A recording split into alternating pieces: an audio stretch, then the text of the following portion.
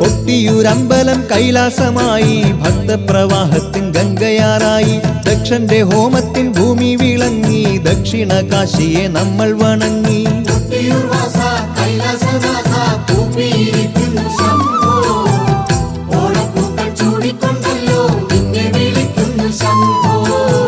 സൃഷ്ടിസ്ഥിതി സംഹാരം ചെയ്യുന്ന മൂർത്തിയല്ലോ, സത്യശിവ സൗന്ദര്യമേകും കൊട്ടിയൂർ നാഥനല്ലോ. സൃഷ്ടിസ്ഥിതി സംഹാരം ചെയ്യുന്ന മൂർത്തിയല്ലോ, സത്യശിവ സൗന്ദര്യമേകും കൊട്ടിയൂർ നാഥനല്ലോ. കൊട്ടിയൂർ വാസ കൈലാസനാഥ കൂപ്പിയിരിക്കുന്നു ശംഭോ, ഓണപ്പൂക്കൾ ചൂടിക്കൊണ്ടല്ലോ നിന്നെ വിളിക്കുന്നു ശംഭോ.